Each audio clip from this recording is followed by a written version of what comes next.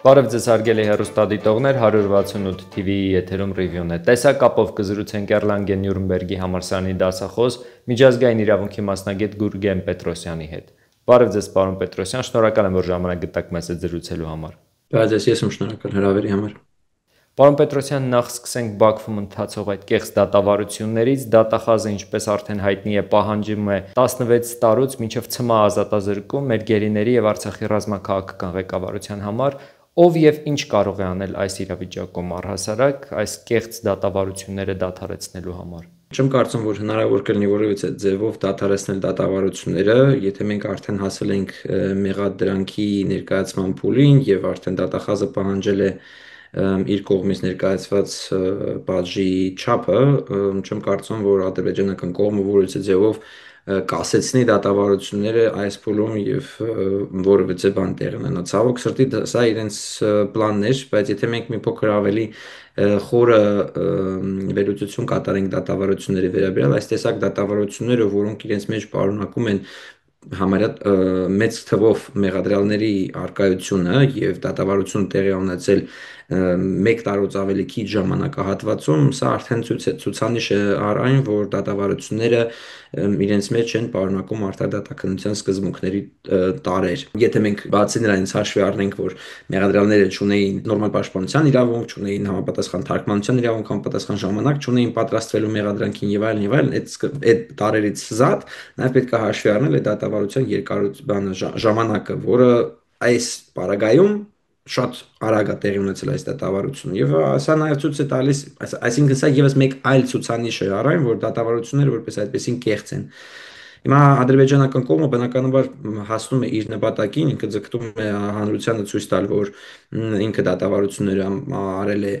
հանրային, ինքը արել է բոլոր պահանջներին համապատասխան եւ հիմա արդեն մեղադրանքն է ներկայացում եւ մեղադրանքը բնականon է այլ նպատակի հետապնդում, ոչ թե կոնկրետ մեղադրյալների նկատմամբ պատիժ սահմանել, այլ ընդհանուր հայ ժողովրդի նկատմամբ պատիժ սահմանել, որովհետեւ ինչպես բազմիցս ենք նշել, ինչպես բազմիցս գիտակցում ենք, այդ անձինք, ովքեր որ նստած են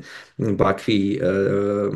դատարանում, իրանք ոչ միայն ներկայացնում են իրենց, այլ նաև մեզ բոլորիս, այսինքն այս դատավճիռը մեր դեմ է ընդհանուր առմամբ։ Իրավական առումով Ադրբեջանի վերջնանպատակը ո՞րն է։ Շատ կարևոր հարցադրում եք կատարում։ Իրավական առումով իմ պատկերացմամբ սա պարզապես իրավաբանորեն ցույց տալն է, որ Հայաստանի Հանրապետությունը այստեղ ունի իրավաբանական կապ Լեռնային Ղարաբաղի հակամարտության հետ, որ այստեղ սա, այսպես ասած, սեպարատիստների, ինչպես Ադրբեջանն է ներկայացնում, պատերազմ չէր, անջատողականների պատերազմ չէր, սա ագրեսիայի հանցագործություն էր, եւ Հայաստանը այստեղ մեղավոր է, եւ այս դատավճիռը իրենք փորձել են իրենց Նյուրնբերգը անել, ցույց տալով ով է մեղավոր եւ ինչպես է Հայաստանի Հանրապետությունը մեղսակից այս ամեն ինչի շրջանակներում, որը իրենց համար իրավաբանական հիմք է կարող է լինել հետագա թե միջազգային իրենց հարաբերությունների պարզման շրջանակներում, թե նաև կարող է նաև հիմք լինել, չնայած դրա մասին մենք հիմա չենք խոսում, հերթական ռազմական գործողություններ իրականացնելու համար։ Այսինքն դա որպես այդ գործողություններն արդարացնել այս իրավաբանական կապով, որ Հայաստանը ագրեսիա է ենթարկել Ադրբեջանին, ինչպես նաև ռեպարացիաներ իրականացնել եւ այլն եւ այլն։ Բայց պետք է մի բան հաշվի առնենք, որ սա քանի որ ազգային դատական ատյանը, թեև Ադրբեջանը իր համար իրավաբանական հիմք կարող է ստեղծել միջազգային հանրության համար, դա արդարացում չի կարող լինել գործողություններ իրականացնելու համար։ Ընդհանրապես իրավաբանության մեջ չի կարող դա որպես հիմք վերցնել, հիմք լինել։ Բայց մի բան էլ չմոռանանք, որ ազգային դատական ատյանի այս որոշումները միջազգային հանրության մեջ այդքան արժանահավատ չեն կարող լինել։ Պարոն Պետրոսյան, բայց երբ որ խոսք է գնում խաղաղության այս գործընթացի մասին, հայցերը հետ կանչելու եւ այլնի մասին, այսինքն Ադրբեջանը ամեն դեպքում նոր հող է նախապատրաստում նոր հայցեր ներկայացնելու համար։ Սա ինչպես հասկանալ։ Եվս կարևոր շեշտադրում եք անում, եթե կողմերը համաձայնվել են հայցերը իրարից հետ վերցնել եւ որևէ իրավաբանական գործընթացներ իրար նկատմամբ չանել, ապա Ադրբեջանը ի սկզբանե շուտվանից պետք է այս դատավարություններից հրաժարվեր, դեռևս օգոստոսի 8-ից սկսած։ Չեմ կարծում, որ ինքը սրա հիման վրա հիմա կարող է նոր ինչ-որ դիմումներ ներկայացնել կամ ռեպարացիաներ պահանջել, հնարավոր է նաեւ Ադրբեջանի գործողությունները անկանխատեսելի են այս առումով, բայց եթե Ադրբեջանը սա չի անում, այսինքն հայցերը չի վերցնում կամ այդ դատավարությունները չի կասեցնում, մենք արդեն գործ ունենք բնականաբար հերթական անգամ Ադրբեջանի այնպիսի գործողությունների հետ, որոնք որևիցե ձևով թղթով չեն ամրապնդվել, այսինքն հերթական անգամ Ադրբեջանը խախտում է իր պայմանավորվածությունը։ Բայց եթե այսպես ասենք, դեռևս օֆիցիալ պաշտոնապես հայցերը հետ չեն վերցել միջազգային արտադրության դատարանից, հա, որպես այդպեսին հայցերը այնտեղ դեռևս կան։ Հիմա երբ բայց Ադրբեջանի համար ձեռնտու է սпасել այնքան ժամանակ, մինչև ինքը արագ այս դատավարությունը վերջացնի։ Բայց մյուս կողմից նաև մեզ համար ձեռնտու կլներ, եթե այդ դատավարությունները միջազգային արտադրության շարունակվեն եւ մինչև պայմանագրի ստորագրումը դատավճիռը միջազգային արտադրության դատարանի կողմից հրապարակվեր։ Այդ մեզ համար դա էլ նույնպես բան կլներ, արդյունավետ կլներ եւ ավելի շահավետ կլներ դա։ Այդ ուղղությամբ Հայաստանի Հանրապետությունը որևէ քայլ անում է, բայց Ցավոք սրտի տեղակ չեմ, պաշտոնապես դեռևս հետ կանչ չի եղել, բայց ենթադրում եմ դատարանում, երբ արդեն նկատել են, որ այսպիսի գործողություններ կան, միգուցե որոշ գործընթացներ կասեցվել են, չգիտեմ, այդ առումով չեմ կարող ասել, դա ավելի ճիշտ կլինի ներկայացուցիչը ավելի մանրամասն ներկայացնի։ Միեդում հայ գերիների շահերի ներկայացուցիչ իրավապաշտպան Սիրանուշ Սահակյանն էր ահազանգել, որ Բաքվի բանտերից տագնապալի տեղեկություն են ստանում, հայ գերիները ենթարկվում են խոշտանգումների, ունեն ոչ միայն հոգեբանական, այլ նաև ֆիզիկական խնդիրներ, օրինակ 45-օրյա լռությունից հետո Բաքվում բանտարկված լիբանանահայ Վիգեն Էուլջեքյանը վերջապես զանգահարել է կնոջն ու տեղեկացրել, որ առողջական վիճակը վատացել է, քայլել չի կարողանում։ Միջազգային որ կառույցների թերացման արդյունքն է սա, ամեն դեպքում չեն կարողանում վերահսկել գոնե այսպիսի դեպքերի ականատես չլինեն։ Չէ, ցավոք սրտի միակ ճանապարհ, իրավաբանական միակ ճանապարհը այստեղ դա մարդու իրավունքների եվրոպական դատարանն է, այլ ինստրումենտ միջազգային առումով գոյություն չունի։ Նույնը վերաբերում է նաև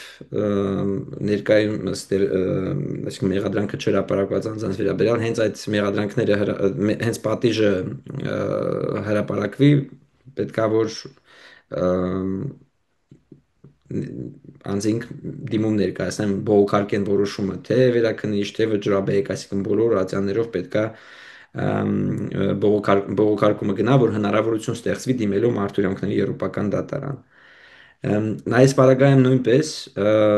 մենք որևիցե լծակ չունենք, այսինքն նույն միջազգային հանրությունը չունի որևիցե լծակ Ադրբեջանում գործողություն իրականացնելու կամ մոնիտորինգ անելու այն պարագայում, որ Ադրբեջանը բոլորին արգելել է այնտեղ լինելը եւ սա իր սուվերեն իրավունքն է միջազգային հանրության առաջ արգելելու միջազգային հանրությանը դա բանել։ Սա արդեն երկակի այդ ստանդարտն է, որ մի կողմից եւ միջազգային հանրությունը քննադատում է, բայց մյուս կողմից նաեւ առևտրական կապերով բարբերաբար Ադրբեջանի հետ համագործակցում է։ Ունենք ցավոք սրտի այն ինչ ունենք։ Այսինքն ճիշտ եմ հասկանում, որ նույնիսկ Արցախի ռազմաքաղաքական ղեկավարության գերիների նկատմամբ դատավճիռներ կայացվեն Ադրբեջանում, ամեն դեպքում կարելի է հասնել մինչև մի հետ։ Այո, սա միակ ճանապարհն է, այլ ճանապարհ չկա։ Որքանով եք ռեալ համարում դրան հասնելու տարբերակները, հաշվի առնելով Ադրբեջանի ներսում առկա իրավիճակը նաև։ Չեմ կարծում, որ այդտեղ որևիցե բան կա, ուղղակի հարկավոր է, որպեսզի բողոքարկումը համապատասխան ժամկետների մեջ տեղի ունենա, թե Ադրբեջանում, թե վերաքննչում, թե վճռաբեկում համապատասխան իրենց ինստանցիաների, եւ որից հետո դիմումը ներկայացվի։ Նույն ներկայացուցիչը Հայաստանից կարող է այդ դիմումը ներկայացնել մի հետ։ Այս պայմաններում ամեն դեպքում խաղաղության մասին խոսակցությունները ձեր դիտարկման որքանով են իրական։ Ես կարծում եմ, որ այս դատավճռի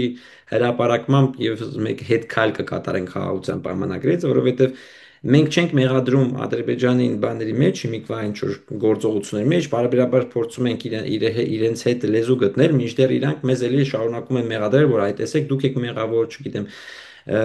ագրեսիա եք իրարացրել եւ դատավճռնել հերթական այդ քայլն է։ Մենք չենք գտնվում ցավոք խաղաղության մեջ։ Սին են այն բոլոր խոսքերը, որ մենք հիմա ապրում ենք խաղաղության դարաշրջանում։ Ոչ, ու ինձ համար ցավալի է, երբ որ մեր իշխանությունները պարզապես իրենց փորձում են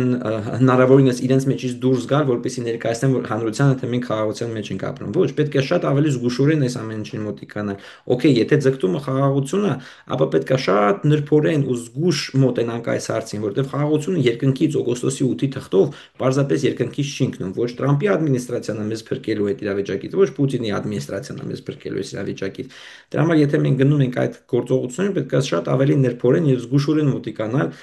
արտահայտություններին։ Ես որևիցե ձև չեմ տեսնում, որ մենք ինչ-որ sense խաղաղության բանի մեջ ենք տարաշրջանում ենք գտնվում։ Ամենասխալ բանը իմ պատկերացնում դա այդ դատավարություններից հրաժարվելն է։ Ինչ պետք է արվեր այս իրավիճակում կայուն խաղաղության հասնելու համար, ինչպես համոզում են Հայաստանի իշխանությունները, որ արդեն հասել ենք դրան։ Որովհետև կայուն խաղաղություն հասնելու համար ժողովուրդները պետք է համապատասխանաբար նախապատրաստվեին։ Հիմա այս մեղադրանքները շարունակվելու են իրար նկատմամբ, որ Ադրբեջանն է բան արել, մեր հողերը օկուպացել, ադրբեջանցիները ասելու են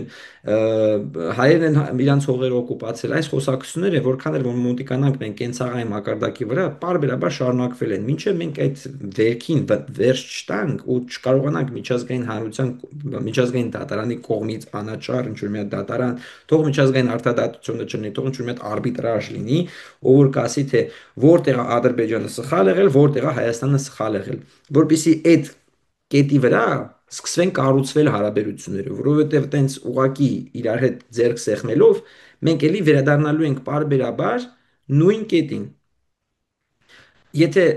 ինչպես եղավ օրինակ հենց սովետական միության ժամանակ, 70 տարի հայերն ու ադրբեջանցիները իր այդ ապրում էին, բայց կար տեղ չէ, որտեղ որ այդ խնդիրը բան արեց, առաջացավ ու հանկարծակի հարևանը դարձավ հարևանին թշնամի։ Նույն Սումգայիթում, նույն Բաքվում, նույն Կիրովաբադում հայը ադրբեջանցուն չվստահեց, որովհետև ադրբեջանցին հային սպանեց։ Հիմա նույն ձևով, եթե տնտեսական ինչ-որ մի հատ իրավիճակ կա, մենք մի օր էլի վերադառնալու ենք այս նույն կետին, որ ադրբեջանցին հային էլի վնաս է պատճառել։ Այսինքն վստահությունը որպես այդպեսին չի լինելու։ Մեզ հարկավոր է մի հատ փաստաթուղթ, որ դա վճռով կսահմանվի, որը կապացուցի այն հանգամանքը, թե ինչ է եղել մեզ հետ, թե ինչ է իրանց հետ եղել եւ այլն, որի վրա մենք կկառուցենք արդեն հարաբերությունները։ Թե չէ հիմա ուղղակի հաղթողի բանով ենք առաջնորդվում, կմահաճույքներով ենք առաջնորդվում։ Ես ճիշտ եմ հասկանում, որ ամեն դեպքում Ադրբեջանը հենց դրան փորձում է հասնել, թեկուզ այս դատավարություններով եւ այլն փորձում է իր տեսակետը արդարացնել նման դատավճիռներ ստանալով։ Ինքը հրամցնելու է իր ժողովրդին այն ինչ որ ինքը ուզում է, այն ինչ որ ժողովուրդը նաև սպասում է, ու մենք արդյունքում մեր թեման ընդհանրապես այդ բանի մեջ, այդ խնդրի մեջ չի առնչվելու, այսինքն մենք այստեղ պարտվել ենք ու պարտվողի կարգավիճակով ոչ հաշվի առնվելու այն իրավունքների խախտումները, այն վնասները, ինչ որ Հայաստանն է բան արել է։ Այսինքն հավասարը հավասարի հետ չի։ Դրա համար եմ ասում, եթե մենք ռազմական առումով չենք կարողացել հավասարացնել այդ բալանսը, մեր միակ միջոցը դա իրավունքի միջոցով ստեղծել այդ բալանսը ստեղծելն է, թե ով է իրավունքի տեսանկյունից սխալ եղել, թե ով է ճիշտ եղել։ Որտեղ ռազմական առումով մենք տեսնում ենք, որ ներկայությամբ էլ մենք չենք կարող ու այս բոլոր գործողություններին զիջումներին գնալը պայմանավորված է նրանով, որ առաջերտին ցանկություն չկա պատերազմ անելու, ոչ մեկ ցանկություն չի ուզում պատերազմ անելու, բայց ակնհայտ այդ պատերազմի վտանգը կա։ Տեսեք, մյուս կողմից էլ ասում են, որ այսպես թե այնպես Ադրբեջանը որևէ միջազգային վճիռ չի կատարում, արհամարում է եւ այլն, հետեւաբար ինչ իմաստ ունի շարունակել նմանատիպ գործերի քննությունները կամ վճիռներ ստանալ։ Դա սխալ է, այդ ամենասխալ մոտեցումն է, որ եթե Ադրբեջանը այդ վճիռները չի կայացնում, ուրեմն պետք չի դրանց վրա անդրադառնալ։ Ոչ, դրանց վրա պետք է հիմնվել ու դրանց վրա պարբերաբար պետք է ասել, այս վճռի հիման վրա մենք այս գործողությունը անում, որովհետև դա արդարացնում է եւ ամենապնդում է քո թե միջազգային հարաբերությունները, թե քո դիվանագիտությունը, ամեն ինչ դրա վրա է հիմնվում, որովհետև դու ունես փաստաթուղթ, ինչպես առաջին համաշխարհային պատերազմից հետո մենք չունենք որևիցե փաստաթուղթ, որ տեղի ունեցել ցեղասպանություն հայ ժողովրդի նկատմամբ եւ մենք 115 տարի, 110 տարի հետո մենք էլի պայքարում ենք նրա համար, որ հայոց ցեղասպանությունը ճանաչվի։ Հիմա մենք ինչ է շարունակելու ենք եւս 110 տարի գնանք ու ասենք բանի պարլամենտներից, որ ճանաչեն տեղահանություն, բռնի տեղահանությունը բանից, ոչ։ Եթե լինի այդ դատավճիռը, մենք էլ ոչ մեկին ոչի բան ապացուցելու կարիք չունենք, որտեղ դա ապացուցված հանգամանք կլինի։ Պարոն Պետրոսյան, դուք նշել եք, որ նույնիսկ եթե Հայաստանի գործող իշխանությունը որդեգրել է զիջողական մոտեցում խուսափելով միջազգային ատյաններում դիմումներից եւ պահանջներից, դա ոչ մի կերպ չի կարող արդարացնել իրավական պաշտպանությունից լիովին հրաժարվելը։ Միջազգային իրավունքի սուբյեկտ լինելը նշանակում է ունենալ ոչ միայն իրավունքներ, այլ նաև գործիքներ այդ իրավունքների պաշտպանությունն ապահովելու համար։ Հայաստանը չի կարող իրեն թույլ տալ չօգտագործել այդ գործիքները, մանավանդ երբ բախվում է փաստացի ագրեսիայի հետ։ Որոնք են այս պահին այդ գործիքները։ Որպես տուժողները շարունակում են ունենալ իրենց իրավունքների, այդ գործիքները իրականացնելու, բայց բնականաբար անհամարժեք է, այսինքն Հայաստանի Հանրապետության ուժը միջազգային արտադատությունը կամ միջազգային իրավունքը առաջ բրթելու եւ առանհատների կամ խումբ անձանց գործիքակազմը բնականաբար իրանք համարժեք չեն, բայց դա չի նշանակում, որ տուժողները կամ այդ խումբ անձինք չեն կարող այդ բաները փոփոխություններ իրականացնել։ Շատ դեպքերում միջազգային իրավունքը նաև փոփոխվել է ընդհանուր խումբ անձանց միջոցով, ոչ թե պետությունների միջոցով։ Հիմա բնականական դատավարություններ, որոնք ընթանում են մարդու իրավունքների դատարանում, դիմումները ներկայացրել սեփականությունների վերաբերյալ, առանձին դեպքերի վերաբերյալ, տեղյակ չեմ իհարկե շատ նենց մանրամասները մարդու իրավունքների եվրոպական դատարանի այդ անհատ գործերից, որտեղ տարբեր փաստաբաններ են կարծես զբաղվում այս գործընթացներով։ Մյուս կողմից մենք ունենք միջազգային քրեական դատարանը, որտեղ որ նույնպես տուժողները մեծ դերակատարություն ունեն։ Թե հիմա որքանով միջազգային քրեական դատարանի դատախազը գործ կսկսի կամ հետաքննություն կսկսի, սա իհարկե այլ հարց է, բայց տուժողները ունեն գործիքակազմ այս թեման պարբերաբար լոբի անելու եւ առաջ տանելու։ Հիմա նույն դեկտեմբեր ամսին տեղի ունենալու միջազգային քրեական դատարանի պետությունների ասամբլեան, որտեղ որ բոլոր անդամ պետությունները հավաքվելու են, որոշել են հետագա տարվա պլաները, ճիշտ է, սա ամենակաղաքականացված դաշտն է, այս նամանավանդ այս ժամանակաշրջանում եւ միջազգային քրեական դատարանը գտնվում է այսքան հարվածների տակ, բայց տուժողները ներկա լինելու են այդտեղ եւ խոսելու են պետությունների հետ, թե բռնի տեղահանության եւ մնացած այլ գործողությունների վերաբերյալ, որովհետեւ սա գործիքակազմ է, սա ինստրումենտ է, որը տուժողները իրենց տրված այդ իրավունքը դա առաջ տանելու եւ տուժողները, ինչպես նաեւ պատերազմական հանցագործությունների այլ տուժողները մեր բանով խոսելու տարբեր պետությունների հետ եւ ներկայացնելու իրենց տեսակետը այն ամենի վերաբերյալ ինչ որ տեղի ունեցել։ Ընդամենը 2-3 շաբաթ անց։ Սա գործիքակազմը պետք է օգտագործել, շարունակել օգտագործել։ Ձեզ համար հասկանալի է միջազգային քրեական դատարանի միանալու Հռոմի ստատուտը այդ վավերացնելու Հայաստանի իշխանությունների որոշումը, եթե ի վերջո այդ գործիքակազմը լիարժեք չի օգտագործվելու։ Սա սա լավ հարց է։ Բանի տեսանկյունից նույնիսկ որ պետությունը միանում է միջազգային քրեական դատարանին, ինքը արդեն ունի զսպողական բան նպատակ, որովհետև այդ տարածաշրջանը ինքը դառնում է արդեն միջազգային քրեական դատարանի յուրիսդիկցիա։ Հիմա զսպողականությունը շատ դժվար է չափել։ Արդյոք բան Ադրբեջանը չի հարձակվել 24 թվականից Հայաստանի վրա, որովհետև ինքը միջազգային քրեական դատի անդամ է։ Բնականաբար դժվար է դա բանը եւ ավելի շուտ կասեն որ ոչ Ադրբեջանին հաստատ միջազգային քրեական դատարանը չի զսպել հարձակում իրականացնելու համար, բայց այդ ամեն ինչի մեջ ինքը առանձին իր դերակատարությունն ունի միջազգային քրեական դատարանի անդամակցությունը։ Եթե 2020 թվականի պատերազմի ժամանակ մենք հայ իրավաբանները բարբերաբար ճանապարհներ էին փնտրում թե որտեղ պետք է դիմել պատերազմական հանցագործությունների վերաբերյալ, որովհետև մենք անդամ չենք միջազգային քրեական դատարանի, ապա հույս ունեմ, որ մենք դրա կարիքը այլևս չենք ունենա, բայց այդ ճանապարհը արդեն իրավաբանական սահմանված է եւ այդ վատագույն դեպքում միջազգային քրեական դատարանը արդեն պարտավորված է լինելու մտնել այս գործընթացների մեջ։ Գուցե հարցը տարօրինակ հնչի, բայց հաշվի առնելով Հայաստանի իշխանությունների հայտարարությունները, ինչ սահմաններով է Հայաստան այնտեղ ներգրավված, որովհետև Նիկոլ Փաշինյանը կադաստրի վկայական է, քանի որ փորձում ստանալ օրինակ եթե ջերմուկի վրա նորից հարձակում լինի եւ այլն ակնկալել, որ դա համարվելու է Հայաստանի սահման։ Մի փոքր անհասկանալի է այս իրավիճակում, որովհետեւ սահմանազատում սահմանագծում Նիկոլ Փաշինյանը ասում է պետք է արվի, որ Հայաստանի տարածքները հստակեցվեն, ունենանք կադաստրի վկայական, հակառակ դեպքում, չգիտեմ, ինչ կերպ է սա տեղի ունենալու։ Սա շատ լավ հարց է։ Դատախազը առաջին փուլում քննություն իրականացնելու համար պետք է իհարկե հասկանա, թե որտեղ է հանցագործությունը տեղի ունեցել։ Եթե կատարվել է սահմանին, բնական է ինքը պետք է հասկանա այդ սահմանը որտեղ էր գտնվում, Ադրբեջանում էր գտնվում, թե Հայաստանում էր գտնվում։ Եթե Ադրբեջանում էր գտնվում, նշանակում է իր յուրիսդիկցիայի տակ չի։ Եթե Հայաստանում էր, իր յուրիսդիկցիայի տակ է, արդյունքում ինքը կարող է այդ քննությունը իրականացնի։ Ես չեմ պատկերացնում դեռևս մենք տես դեպք չենք ունեցել միջազգային քրական դատանում, որտեղ որ այսպեսի նույնիսկ ամենահասարակ թեմայի շուրջ կարող է շատ լուրջ քննարկում տեղ ունենա, բայց կարծում եմ, որ այստեղ պետք է մեր համագործակցություն միջազգային քրական դատարանի հետ այնքան ուժեղ լինի, որ մենք կարողանանք ապացուցել, որ դա Հայաստանի Հանրապետության տարածք է եւ սահման է։ Ինքը չի ասելու, որ այսի Հայաստանի տարածք է, այսի Հայաստանի տարածք չի, որտեղ դա իր կոմպետենցիայի մեջ չի մտնում։ Ինքը զուտ յուրիսդիկցիայի հարցը քննարկելու ժամանակ այդ հարցը կարող է բարձրանալ, իհարկե։ Պարոն Պետրոսյան, շնորհակալ եմ հետաքրքիր զրույցի համար։ Ես եմ շնորհակալ։ 168 TV-ի եթերում ռիվյուներ։ Հետևեք մեր հետագա թողարկումներին։